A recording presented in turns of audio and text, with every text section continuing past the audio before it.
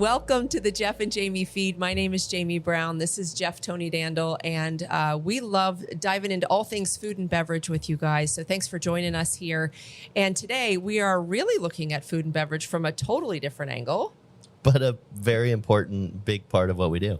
A big part of what we do, and that's around the build-outs of restaurants. We are bringing on our architect, Don Peadon from Peadon Fine & Architecture here in Charlotte. So we'll be getting into some of that. But Jeff, we tend to go into older buildings. You're laughing. I'm laughing just because I know we have an awesome relationship with Don, and deep down, he really loves us. But gosh, he has to hate the projects that we pick. They're so hard and such a pain. But their team is very creative, and they're able to work through a lot of things. They've had a lot of experience doing tons of different restaurant projects. And, you know, we tend to go in these old buildings.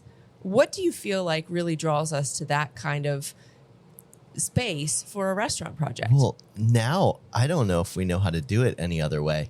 Someone came to us for some consulting on a new project they were building, and you could put walls and edges of the building anywhere. And I was at a loss. I didn't know what to do.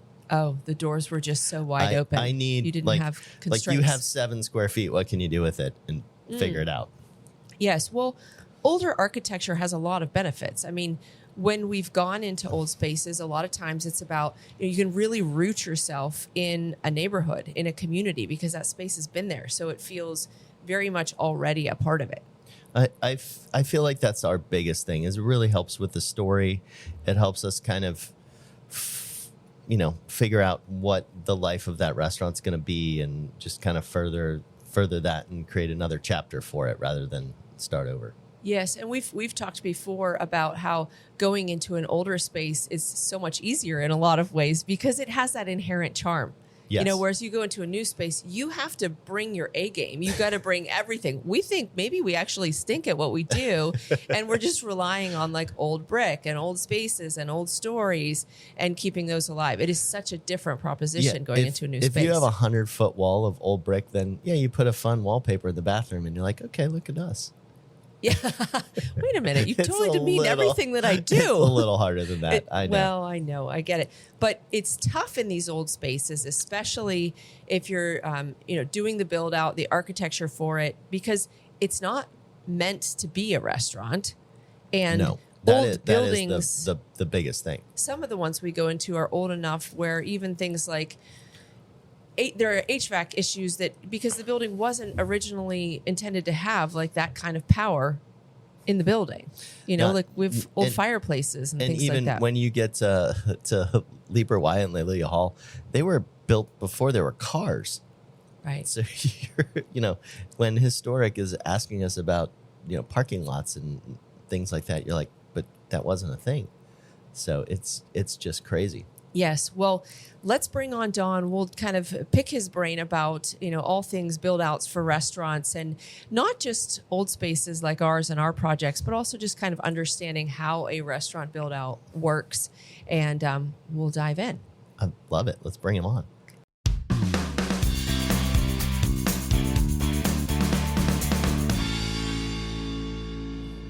We have Don Peadon from Peadon Fine & Architecture. This is one of our biggest partners. I like to call it Peadon Fine and Tony Dandel Architecture sometimes because I'm there so much. Right. You're trying to make yourself relevant. You're not getting paid for this, but Don gets paid for this. Always pushing to change the name on the door. I always want to get on the cup. Maybe you could just make me a cup. We'll make you more cups this Christmas. For Christmas. That would be great. But it just shows what a true partner you are, and how deeply embedded in everything we do is. And the fact, too, that it's not just our restaurants.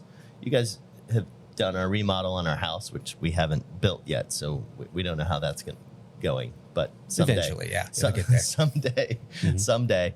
But, you really are, you are the beginning of every project, is going to see Don and hanging out and figuring out what we're going to do. Yeah, what's the new big thing What's the new problem with the building, and what are we going to do? How are we going to make this one work? That's what I really want to know is when you say problem with the building, I feel like we're just one problem after another. So do you really hate us? You can talk about it. No, Here, no. And it wasn't right for me to say problem, but it is always unique spaces. That's what makes it fun too. I don't mean to downplay that too much. So you do enjoy it a little bit? Absolutely. Yeah.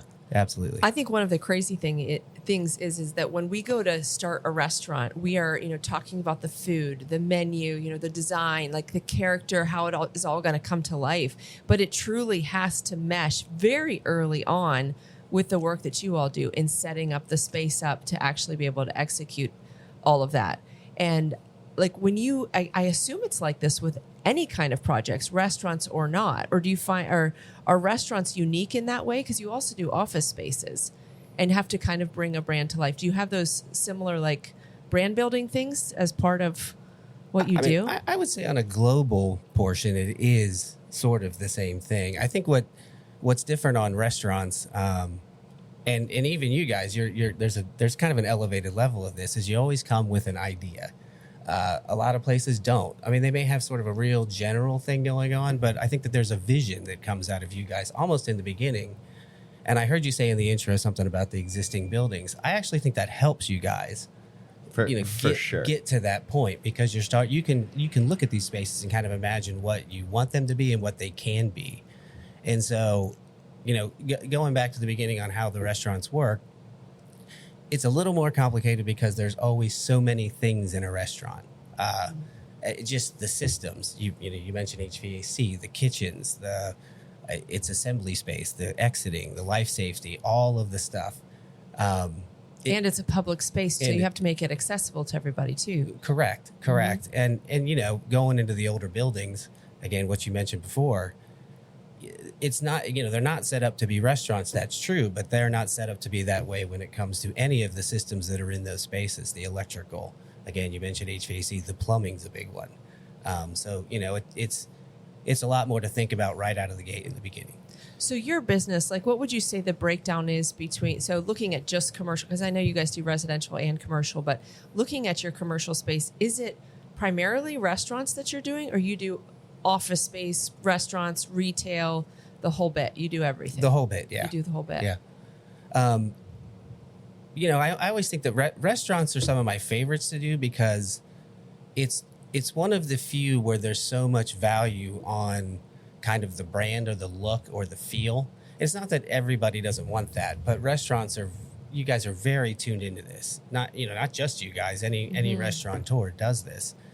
And because there's a value to it, the projects tend to be a little bit, I'll call it more fun, more interesting, and on those senses, because how tuned in you are to it. Everything's about money. We always get that, but there's always more of a willingness to sort of go over the edge because the value, aka money, on what that means to keep pushing what the spaces can be. So I feel like sometimes when we come to you and we have, the old buildings, we don't really have the concept flushed out yet. And is that really the case though with a lot of other restaurateurs? I feel like they probably are coming to you and know exactly the cuisine that they're getting, instead of like, hey, Don, we just happen to move this building over here. What are we going to do with it now? I think there's truth to that. It depends on, all clients are different, but you're right. Somebody that has, it doesn't necessarily mean a repeat, but they kind of have their brand very set. So what they're doing is they're molding their space to be their brand, where the difference would be that you guys a lot of times will start to mold the brand to fit the space. And that's a completely different thing. And other people do that, but for you guys, it's been way more particular on that, just by the types of buildings you guys are drawn to. Mm-hmm. Yeah, I think the sense of space is a big part of what we're doing. And I think with Leaper Wyatt especially, I think you've seen a lot of iterations of what the concept's going to be, and a lot of that is not just our whimsy, but we've had a lot more pressure on us with Leaper Wyatt of just building costs are getting so expensive. Mm-hmm. So then you have to hit a certain amount of revenue if you're going to spend that much money. And so we're constantly trying to, be more efficient and figure out better uses for especially each floor. And, and I think after you showed us how little square footage we had on each floor, we definitely had to kind of reconfigure some things. Yeah, that one in particular I think is it's the one that's been in the most flux of anything that we've worked on so far, only because every time we do an iteration, it's like, oh, wait, there's not that much room over here to do that. Or we have to, revert something due to the idea that we need more seats, or, we want to change the way that it feels a little bit, or, we're really trying to put a kitchen into this basement that doesn't want that kitchen, and then, of course, that one, even more so with the kind of historic aspect of that building. I mean, we've seen that in other ones, but this one in particular, it's trying to fit a whole bunch of things in a very small building, and it's in more ways than one, HTC and historic landmarks are also sort of bookending us a lot on what we would normally be able to do with those buildings as well. So let's say I'm a brand new restaurant entrepreneur and I want to open a new space. I come to you guys. What does the process look like from your side? Like, is it a team approach? How do you study the space? Does an individual take it on and try to come up with, a first draft? Or how do you guys approach it within your firm?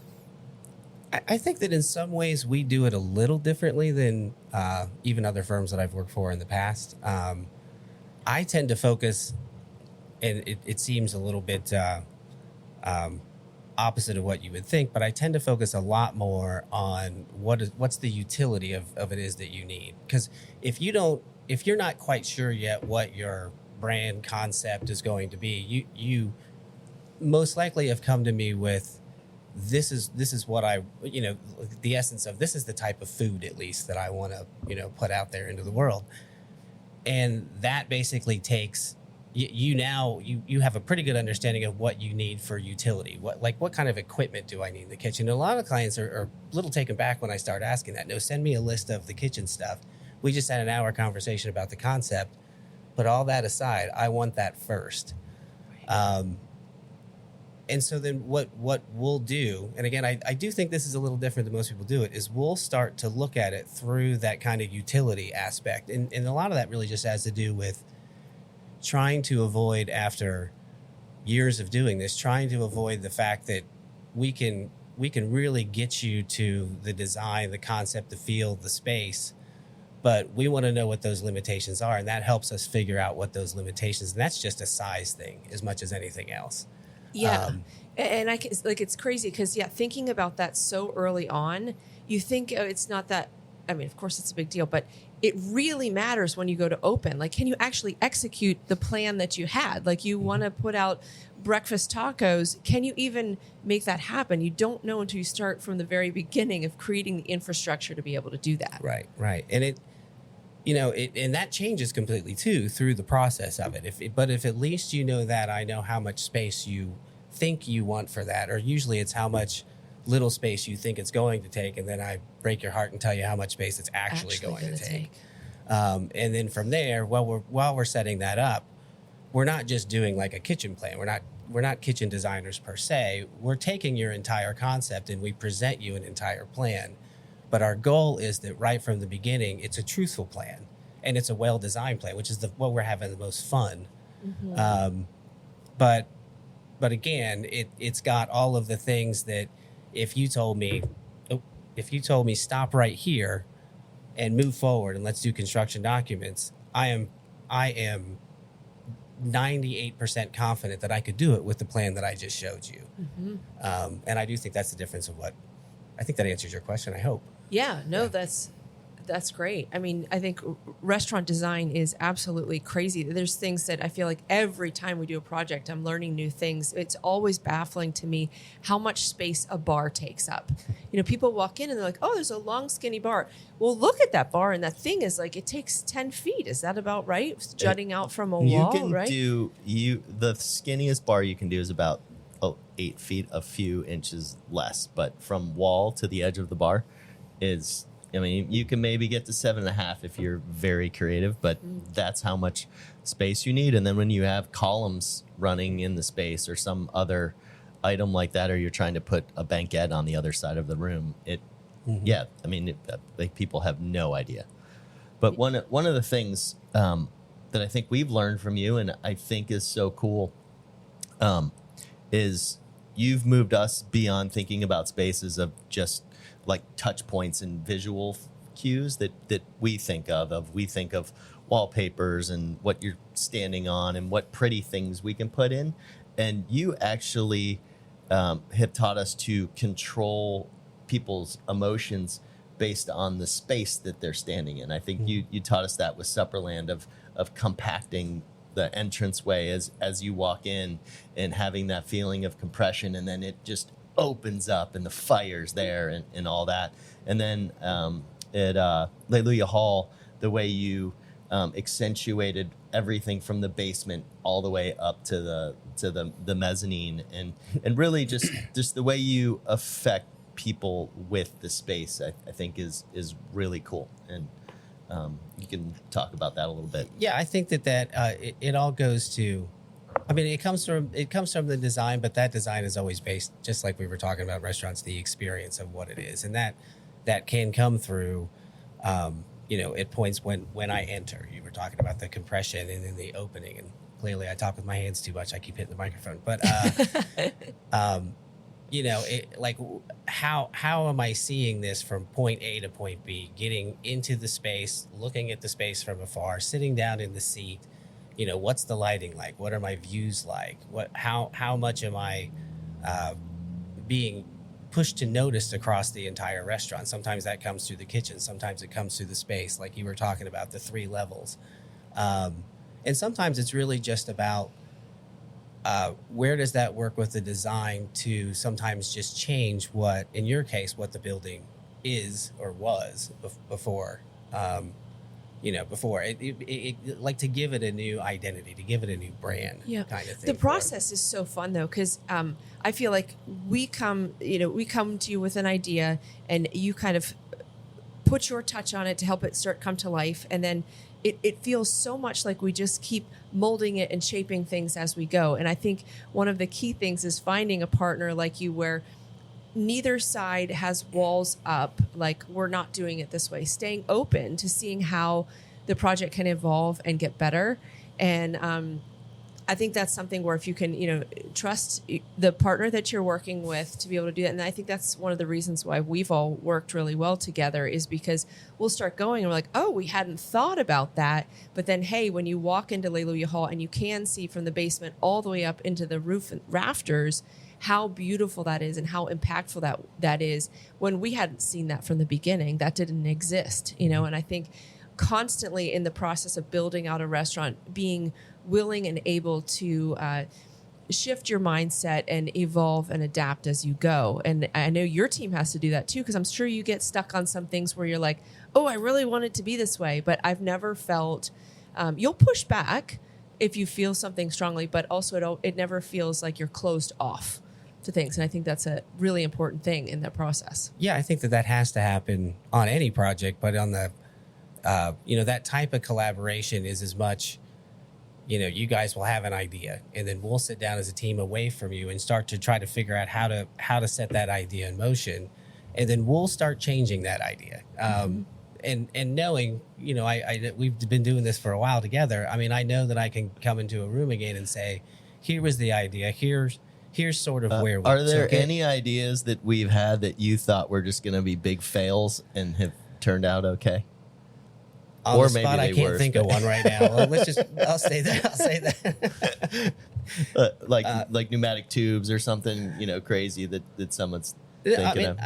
I think that I think you guys tend to have some of the most creative, off the wall's not the right way to say it, but it's like different ideas that, you're always pushing the envelope on this stuff. For example, pneumatic tubes or something like that. And then it becomes a fun challenge on our side to figure out how can we get this to work, and how does it actually work with what our vision and we think your vision is for the end product of this, right? Because sometimes you can throw something in and it just, it's like, don't push it. Yeah. You're going to take it too far, and it's going to become sort of cliche or odd in the design. I love some of the iterations of going back and forth where we're struggling we're designing Supperland, and we want to get this big fire grill in, and then we all decide, hey, well, let's elevate it 7 inches and put it, on this step up there so everybody can see it. And then you're like, oh, now we can fit the stairs going down. That's right. Looks like the stairs are going to work, Jeff. You're like, wow, we came over that challenge. That's right. So it's lovely when those things come together.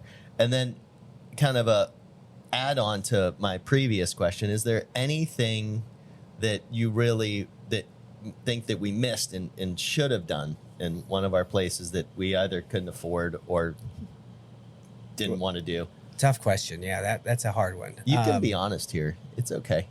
I mean, I think that there's in every project this is clearly not unique to you. In every project, there are things that I'll back up and say one of the hard things about is that we have budgets. Your drawings don't have any budgets. I think that sometimes people will throw out ideas, and I can't think of an example right now of like when we have had to do this, but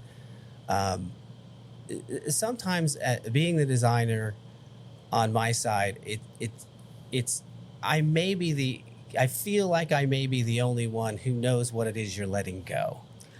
Right. Yes, because it's not your project to finish, right? Like you have to get the whole thing there. Like I'm actually thinking of something that you had designed some beautiful doors for the bathrooms at Alleluia Hall, and I loved them. I loved how they look. It was like the shape of the doors, like the way the carving was on the doors, and I just loved them. And they were much too expensive for us to actually put in the space, and that was something where budget-wise, we had to let go. And you probably, and I don't know that you did, but I know design-wise, I thought about, it'd be so much better. And to this day, I think it would be so much better if the doors looked like that. I got tired too. I couldn't make the doors. Sorry. Yeah, so we had to order. Ordering the doors got too expensive, and I was done in the wood shop. It was cold. Yeah, so anyway, but that was a small instance of, I saw the vision, I loved where it was going, budget-wise and time-wise and effort-wise. We weren't in a place to take that on, so we had to accept something else. And it's just a reality of how all this goes. And sometimes it may be that if there's a concept that sort of gets pushed to the side that I've tried to push through it, and I'm getting a lot of feedback. One would be cost. Two would be, we're just not sure of it because we don't quite understand it. That means I'm not doing good enough on my side to relay what that is. But when it comes to cost, that's a different thing. I mean, money's money. These things they're a business, and so you just have to sit down and kind of accept. Okay, well, if we can't have that piece of it, or we can't do it quite that way, what do we do to make sure that it doesn't look like it's missing something? Or how do we just take that and maybe turn it on its head a little bit and do it in a different way to where it still gets across what it is the whole concept was in the first place? In general, just to lay this out there, however much you spend building out a restaurant, that restaurant has to do about 2x of that a year in revenue. So if you spend $1 million on a place, you need to shoot for doing $2 million in revenue. So when we come to you and we're kind of working on a patio, and we say, hey, this patio is going to cost $200,000, we need to make $400,000 from that patio per year. So that's just a general revenue-wise. That's just a general rule of thumb to make back the cost of capital. Now, most small restaurant tours like us have a very high cost of capital, so that's where that number's that way. People that have lower cost of capital, like big restaurant groups that can borrow money and have stock and things like that, they probably can ratchet that up a little bit higher. But in general, for those of us just kind of independent guys, that's where it's at. I mean, it's just the way that it goes. I think as a far younger architect, that always hurt a little bit, but it's not that way any longer. I mean, to me, it's just about, like I said, turning it on its head and figure out what we can do to push it within the budget to which we have to be in. There's no, maybe it'll work. Like we know it's not going to at this point. We have to change direction. My whole thing is, as the budget goes up, I'm just like, well, we're just gonna Right. we're just going to create more revenue by adding this on. The consummate optimist. That's how you are. I understand that, but He sure is. And then it falls on me and our marketing team to make sure we have more Right. people we in just the need door. another 100 people there a day. Don't worry about Yeah. it. yeah, no problem. It's going to work out. Well, what would you say? And you can talk about other projects, but I know sometimes you may not want to share from other projects. But with us here, biggest challenge that you feel like any of our spaces have been to work with, or one that's forthcoming? Is there certain challenges that you see are like the biggest ones for you guys to deal with? On your particular project? It's probably easiest to talk about ours because you don't have to throw anybody under a bus or anything.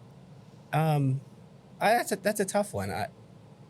I know that things come at us, particularly during construction. That I think that if I could say, we were talking about the systems of some of these older buildings that we go into, and we love redoing these old buildings. I mean, I love working with you guys on these pieces.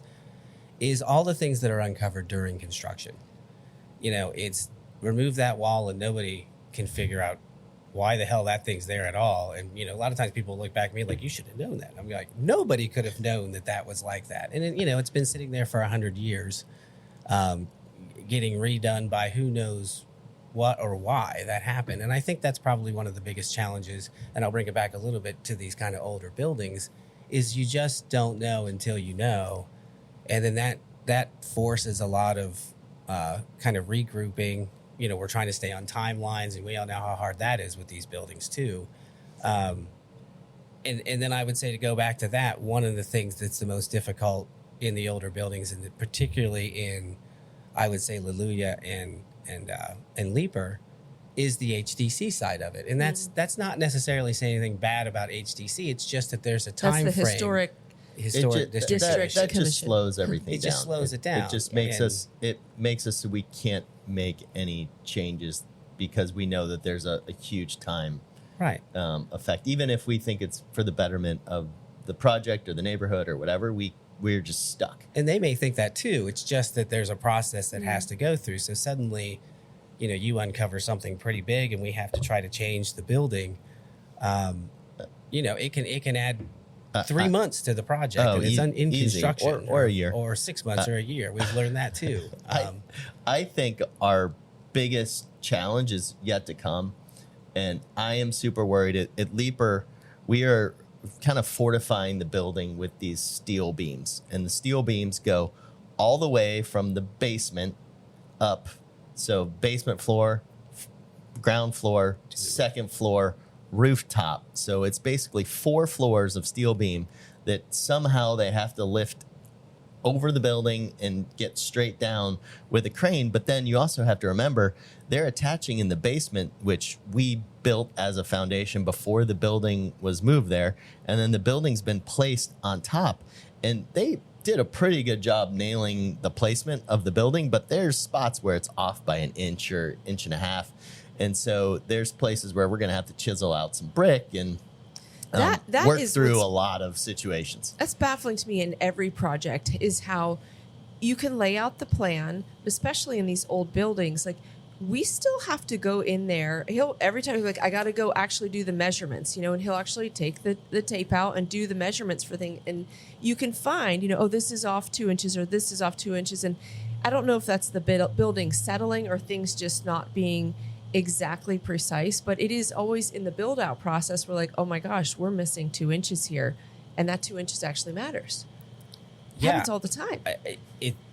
Particularly in this case where we moved a building on top of a new foundation, and we're trying to then put steel inside of the building. And in that case, I think that what we learned in the end, because we made a perfectly squared foundation walls for this thing to sit on, and then suddenly they bring the building over, and who knew it was 2 inches out of square? It's a little bit of a trapezoid shape rather than its square shape. And we couldn't pick that up from what we were, no matter how many times we sat there and pulled a string across it and tried to figure this thing out. And then when it comes to the steel pieces, that's a challenge. You mentioned one point like helicopters or something. I mean, that's the only way I can imagine it actually working is with a helicopter. I don't want That's to because pay he for wants that. a helicopter. Yeah, I do too. He wants to be on. You both are like fun people. No, stay out of the clouds, gentlemen. Well, we've done a couple projects where we've brought steel down through Yeah, I've multi-story watched one of them. buildings, and I don't think in the end it'll be as much of a challenge. I think that part of the challenge will be how we have to modify the existing building to make sure we have a straight piece of steel. We're already kind of seeing that in some of our kitchen designs about we're worried if it has to move 2 inches one way or the other. And that little 2 inches it's amazing how much that affects what the original vision is, where these things can go, so on and so forth. I don't know that I answered your question, but it's a lot on that one. It's worrisome. Right. So that's solarium too. So the Leaper Wyatt building, we've been talking about this project throughout this conversation, but this is a building that we physically moved from South Boulevard, 750 feet, right next to our other restaurant concept, Leluia Hall, and it sits on a foundation there now that we built, and then we're building a solarium on top. So it truly will be 4 stories. And that solarium piece is another one that feels like, I mean, is it built beforehand and then put on top, or do we just construct it right there in place? Do we even know how that's going to work? Anyone? Well, we have the plan for it, but I think that has everything to do with the columns that Jeff just mentioned. Mm-hmm. And so what they're going to do is basically get all of that new weight all the way through the basement to the ground. So essentially there'll be a skeleton sitting there for them to weld the new steel on top of that. Okay. Yep. So it should sequence itself out pretty well.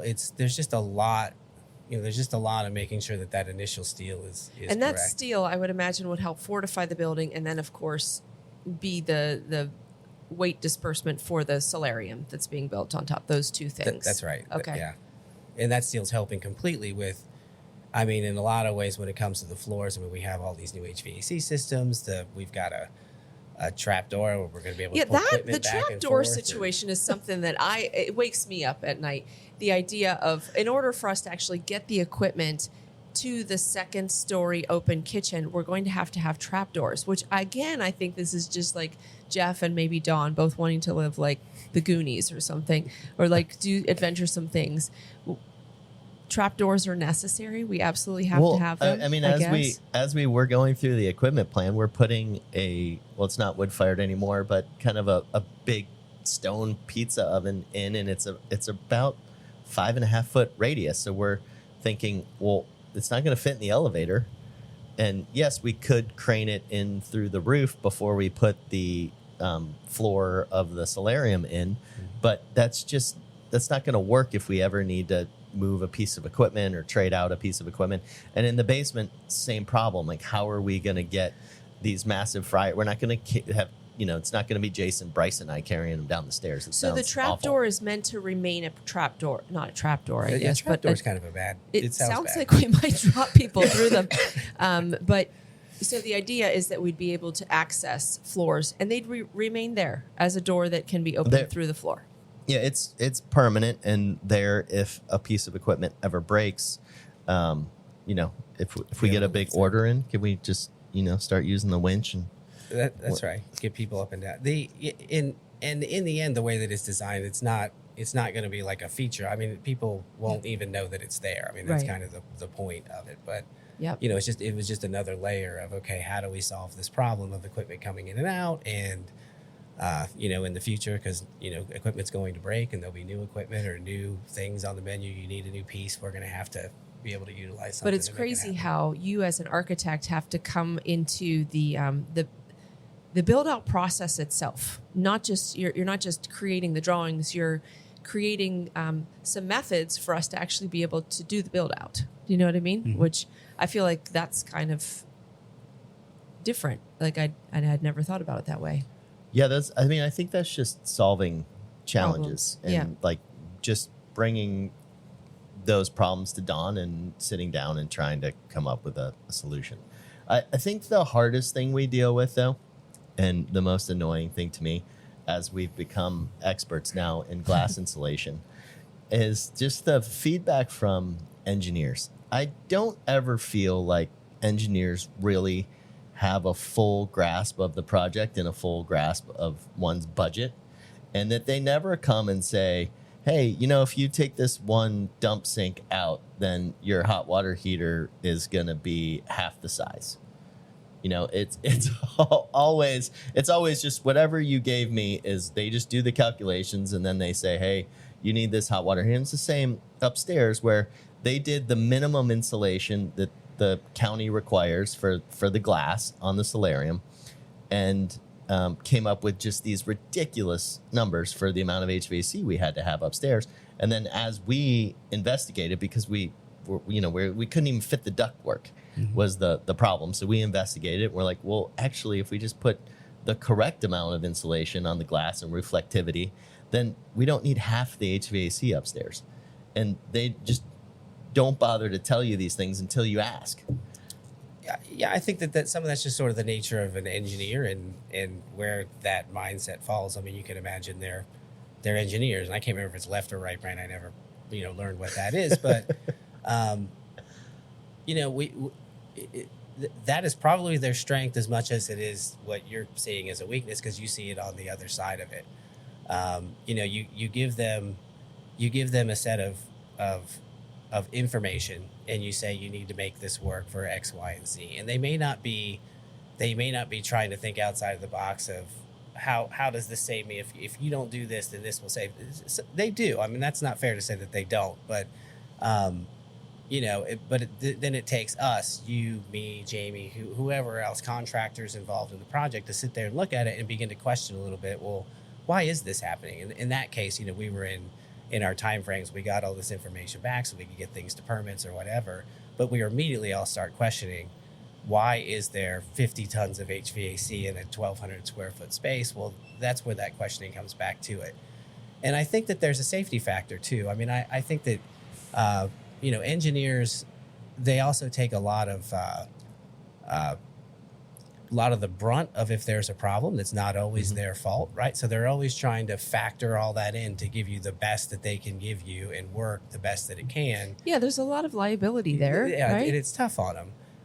So when it comes to like the HVAC, well, they've also got me in the background going, this better be done tomorrow. We got to have this done. Like we are on our own deadlines. And so sometimes they may not have time to question that. When it comes to other things like structural, I mean, they are really trying to factor in as much as they can and take it as far as they can, usually to give you the safest thing that they can give you.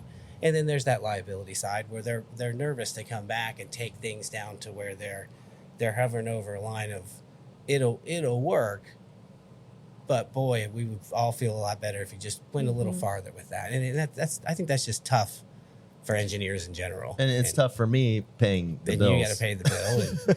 And I think that we tackle that in all of our projects as it comes back. I mean, usually you'll see it, we'll see it, and then sit down and have a conversation. What can we do about this next? Like what is causing this? And I don't disagree that it could have been nicer to have the question in the beginning, but again, sometimes those timelines are, you can hear me over here making some excuses, right? But sometimes it's like you're pushed in such a direction so fast. It's better to take it to that and then work backwards from there to try to work out those kinks. Yeah, I feel like I'm much more new to this than you guys have really led the build outs for all of these things. And I think the big thing that is constantly serving us well is asking questions, whether it's us asking questions to you asking questions. And for any new, restaurateur who's out there or anybody working on build outs of any kind for their business, is don't assume the architect or the engineer or the construction person or anybody actually knows. There may be a better way if you just ask a question. And I think that's something, if you're new at it, you might just accept the way that people have drawn it up or done it. But allowing space for those questions so that the project can get better and better is probably key. I think that's super important.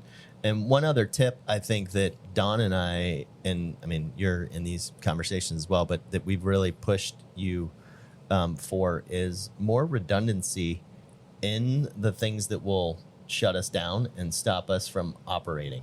So I think we're trying to put 2 hot water heaters in every space, whether it's needed or not. So if one hot water heater goes down, we have a hot water heater and we can operate, because we've had too many times where it's Friday night and we lose hot water and you're closed for 3 days. Yes, and for a restaurant, that's disastrous. It's just incredible. So it was basically hot water heaters, pumps in the basement when we have to pump waste out of the basement. What other things? trying to we put a generator in at Supperland for the hoods and a walk-in, which I think is nice. And what other redundancy do we have? There's one more But yeah, piece, just thinking through those things that could shut you down. Anything that can close you down, and just relying on one part. So it's kind of, for a while when we only had one hot water heater, we actually had a second hot water heater sitting at our maintenance shop. Not our maintenance, parts. but yeah, for parts. Right. And so we bought a complete second one, and it's just sitting there, and they would just take the parts off and then order new parts. Yeah, I mean, some of that stuff just comes from not only the redundancy to make sure that but a lot of it is just in general thinking of the future. Like, these things are, they're kind of like living beings, and they're going to change over time. They're going to have the hot water heater is going to go down. One of the pumps may go down. So you try as much as you can. And this goes back to the questioning stuff too, is that as much as we can ask those questions, figure out, try to foresee the future a little bit about what it can be. We may up the electrical, knowing that you may have, future additions, the gas sizes, all those kind of utility things, which kind of go into what you're speaking to. It doesn't cost that much more when you're doing the construction the first time to make your gas pipe a half-inch bigger, or to bring in a few more amps, or whatever it is. But it does cost a lot of money later if you've gone over and you have to replace everything. But sometimes that's what you're forced into as well. I mean, it is an extra cost to try to get all this redundancy and do all these things. And some clients, like these brand new startups, they just can't do it yet. And so they got to sort of get in and get the engines running before they probably have enough to, back up and say, okay, this is what we're going to do different. This is what we're going to add. Make sure, there's safety nets that go through it too. Yep, absolutely. Well, thank you so much for all of your time, your insights, and honestly, your ongoing partnership as well. We truly could not do what we do without you. Peadon, Thank Finan, you guys. It's Tony Dandel, architecture. I'm still going PFT. for it.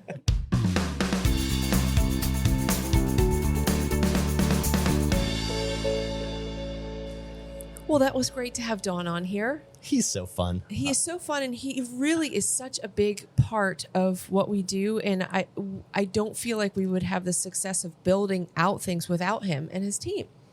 No, we would not. He definitely pushes us to new places. He questions what we want to do. He comes up with new ideas for us. It's a great process. I love. Yeah, and I think with architecture, I always thought like, oh, the architect's the person who designs the space, but like just in terms of like the layout and measurements and stuff. But he a lot of times will bring design ideas. He will help select lighting with us. I think there's a lot of, even like surfaces. He'll have suggestions that help with that, and he's with us the whole way. I think. When we first started out, I thought of as an architect, do the drawings and then they're done. But he really like walks along with us. And I don't know if it's like that with every architect, if that's just the way architecture works. I didn't realize it, or what. Do you know what I mean? There were a few pieces at Lelia Hall that got too complicated for me, and especially to do the woodworking on. And I was like, Don, I need you to help draw this out so that I can 3D model it and get it, put into our system and get printed out. So he was awesome there and could create molding on the fly or whatever we needed to match up with what was there. Mm-hmm. Absolutely. Well, for anybody who's new out there, just know that partnership, that piece of it is so key. And I think my biggest aha moment, and it came towards the end, we've already really talked about it, but the idea of asking questions and just really do not assume that everybody in the room is right or that they know it. Just ask questions. Especially to the engineers.